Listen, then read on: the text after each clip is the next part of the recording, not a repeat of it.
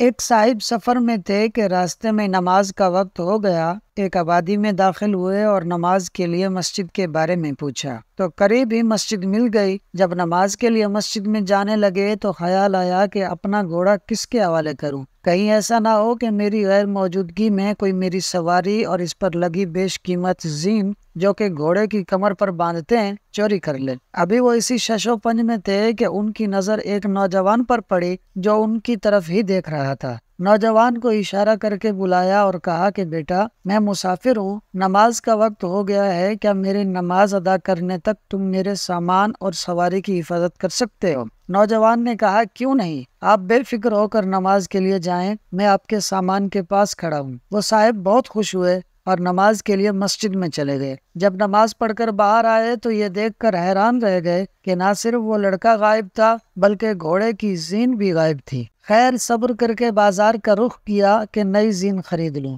ایک دکان پر جا کر رکے تو کیا دیکھا کہ ان کی وہی زین اس دکاندار کی دکان میں لٹکی ہوئی ہے۔ انہوں نے دکاندار سے کہا کہ یہ زین تمہارے پاس کہاں سے آئی؟ اس نے جواب دیا کہ ابھی ایک لڑکا 2 درہم میں بیچ کر گیا ہے۔ ان صاحب نے اپنا ماتھا پیٹ لیا اور بولے، ارے اللہ کے بندے، تھوڑا صبر کر لیتا تو یہ 2 درہم حرام نہ ہوتے۔ دکاندار نے پوچھا تو بتایا کہ میں نے نماز میں ہی سوچ لیا تھا کہ نماز پڑھ کر اس لڑکے کو 2 درہم دوں گا، مگر افسوس جلد بازی کی وجہ سے اس نے اپنی کمائی حرام کر لی۔ اگر صبر کر لیتا تو یہی 2 درہم اسے ملتے، مگر جائز طریقے سے ملتے۔ انسان کو رزق اتنا ہی ملتا ہے جو اللہ نے نصیب میں لکھ دیا۔ حرام یا حلال طریقے سے حاصل کرنا ہمارے اختیار میں ہے۔ اللہ پاک ہمیں حلال کمانے اور حلال کھانے والا بنائے، آمین۔ دوستو، ویڈیو اچھی لگی ہو تو فاز سنو یوٹیوب چینل کو سبسکرائب کر لیں۔